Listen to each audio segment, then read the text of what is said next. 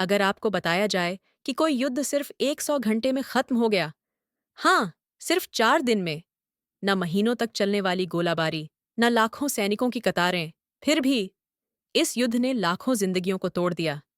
क्या आप जानते हैं, इस जंग के पीछे छुपा दर्द, डर और राजनीति का कड़वा सच आज हम बात करेंगे।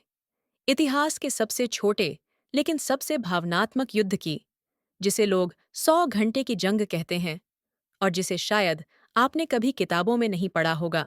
यह कहानी है 1969 की। दुनिया फुटबॉल के बुखार में डूबी थी, लेकिन लैटिन अमेरिका के दो छोटे से देश, एल साल्वाडोर और होंडुरास, एक अनदेखे ज्वालामुखी की तरह फटने वाले थे। अब आप सोच रहे होंगे, फुटबॉल खेलते खेलते जंग छेड़ दी? भाई, हारने के बाद हम इंडिया वाले भी दुखी होते हैं, लेकिन जंग असल में मामला फुटबॉल से कहीं ज्यादा गहरा था। गरीबी, भूखमरी, जमीनों का झगड़ा और राजनीतिक अस्थिरता, ये सब मिलकर बारूद बन चुके थे। और फुटबॉल, बस उस बारूद में लगी एक चिंगारी थी। 14 जुलाई 1969, एल साल्वाडोर ने अचानक होंडुरास पर हमला कर दिया। टैंक्स दौड़े, गोलियां चलीं, गांव जलाए गए। हजारों निर्दोष लोग एक झटके में शरणार्थी बन गए। सोचिए, एक दिन आप चैन से अपने घर में हों और अगले ही पल सब कुछ राख में बदल जाए। यही हुआ उन हजारों परिवारों के साथ। इस जंग की सबसे चौंकाने वाली बात थी, दोनों देशों के पास आधुनिक हथियारों की भारी कमी थी।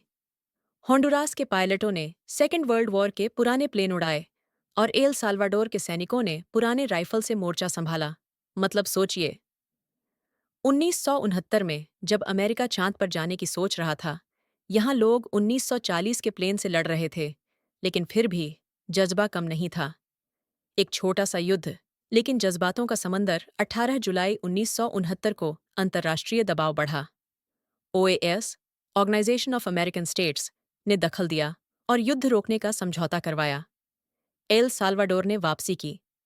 जंग बस 100 घंटे चली, लेकिन सवाल ये है, क्या जंग वाकई खत्म हुई थी? इस छोटी सी जंग में करीब 3,000 लोग मारे गए, हजारों घायल हुए, असंख्य परिवारों का भविष्य अंधेरे में चला गया।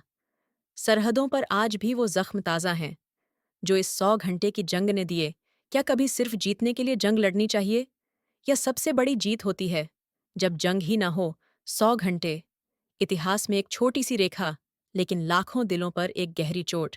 यही सच्चाई है द 100 आवर वॉर की।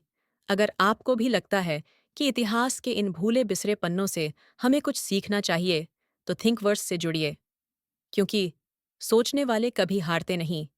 मेरे चैनल को सब्सक्राइब करना न भूलें और अपने दोस्तों के साथ शेयर करें। Thank you.